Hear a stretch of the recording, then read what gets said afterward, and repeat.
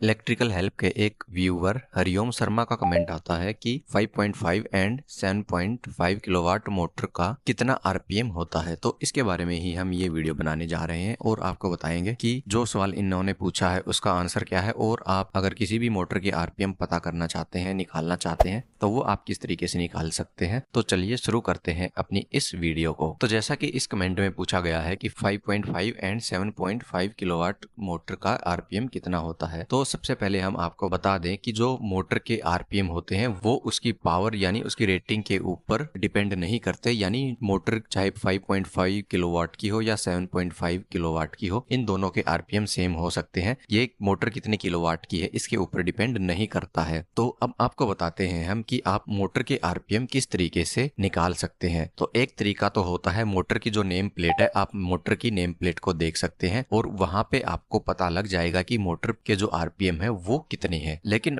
अगर आपको प्रैक्टिकली निकालना हो कि मोटर के आरपीएम हम किस फॉर्मूले से निकालते हैं, या आपके मोटर पे नेम प्लेट है नहीं और ऐसी कंडीशन में आपको पता करना है कि मोटर के आरपीएम कितने हैं, तो इसके लिए हम एक फॉर्मूले की मदद लेते हैं। आगे बढ़ने से पहले दोस्तों, अगर आपने हमारे चैनल को सब्सक्राइब नहीं किया है तो आप हमारे चैनल को सब्सक्राइब कर सकते हैं, ताकि इलेक्ट्रिकल की ऐसी ढेर सारी नॉलेज वाली वीडियो हम आपके लिए लेके आते रहें। जो फॉर्मूला अब आपको यहाँ पे दिखाई दे रहा है ये है hertz multiply 60 multiply 2 divide by number of pole. अब यहाँ पे एक एक करके इस फॉर्मूले का मतलब बताते हैं और उसके बाद फिर हम आपको आरपीएम कैलकुलेट करके दिखाएंगे। तो यहाँ पे एच जेड का मतलब आप जानते होंगे, एच जेड यानी कि यहाँ पे एच जेड का मतलब फ्रीक्वेंसी होता है। अब यहाँ पे 60 है, 60 का मतलब होता है कि हमारे 1 मिनट में कितने सेकंड होते हैं। तो 1 मिनट में हमारे 60 सेकंड होते हैं, तो इसलिए यहाँ पे 60 है। और मल्टीप्लाई 2, अब 2 का मतलब क्या है? 2 का मतलब जो हमारी एसी की प्लस होती है यानी फ्रीक्वेंसी होती है, उसमें एक साइकिल के अंदर कितनी प्लस होती है। तो एक साइकिल के अंदर हमारी एक पॉजिटिव और एक नेगेटिव, टोटल मिला के 2 प्लस होती हैं। तो ऐसे में यहाँ पे हमारा 2 आ गया। अब डिवाइड बाय नंबर ऑफ पोल, यानी हमारी मोटर में कितने पोल हैं, तो वो पोल यहाँ पे हमें डाल के कैलकुलेट करना है। तो चलिए अब कैलकुलेट करके देखते हैं। तो हमारे भारत में जो फ्रीक्वेंसी यूज होती है वो 50 हर्ट्ज की होती है। तो यहाँ पे हम 50 करेंगे, मल्टीप्लाई 60 मतलब 1 मिनट में कितने सेकेंड्स होते हैं, मल्टीप्लाई 2 यानी हमारी एक साइकिल में कितनी पल्सेस होती हैं, और डिवाइडेड बाय यहाँ पे नंबर ऑफ पोल करना है। तो हम मान लेते हैं जो हमारी मोटर है उसके अंदर 4 पोल हैं। तो अब इनको हम अगर कैलकुलेट करके जो आंसर है वो निकालते हैं, तो यहाँ पे जो हमारा आंसर आता है वो 1500 आरपीएम का आता है। तो जो हमारे ये 1500 आरपीएम आए हैं इस कैलकुलेशन से, ये हमारे आरपीएम नो लोड आरपीएम होंगे। यानी हमारी मोटर पे अगर कोई भी लोड नहीं होगा तो इस कंडीशन में हमारी मोटर के आरपीएम 1500 होंगे। अगर आप इलेक्ट्रिकल के बारे में और भी बहुत कुछ सीखना चाहते हैं, जैसे डीजी के बारे में, इलेक्ट्रिशियन के बारे में, इलेक्ट्रिशियन का क्या काम होता है, डीजी की पूरी कंप्लीट डिटेल, एमएसटी का जो काम होता है उसके बारे में अगर आप सीखना चाहते हैं, तो इन सब से रिलेटेड हमने कुछ ई बुक बनाई है। इन ई बुक से आप इलेक्ट्रिकल और फैसिलिटी मैनेजमेंट में जो हमारा काम होता है उसके बारे में बहुत कुछ सीख सकते हैं। तो ये ई बुक्स हिंदी और इंग्लिश में आपको बहुत ही कम कीमत में मिल जाएंगी। अगर आप इन ई बुक्स को खरीदना चाहते हैं तो नीचे डिस्क्रिप्शन में दिए गए लिंक पे क्लिक करके आप इन ई बुक को खरीद सकते हैं। इसके अलावा हमारे व्हाट्सएप नंबर पे भी आप हमसे कॉन्टेक्ट कर सकते हैं इन ई बुक को खरीदने के लिए। तो उम्मीद है आपको ये जानकारी पसंद आई होगी। अगर पसंद आई है तो आप इसको लाइक कर सकते हैं, कमेंट कर सकते हैं और अपने दोस्तों के साथ भी शेयर कर सकते हैं। इसके अलावा अगर आप इलेक्ट्रिकल की और भी जानकारी चाहते हैं तो इसके लिए आप हमारी लेफ्ट वाली और राइट वाली दोनों वीडियो देख सकते हैं।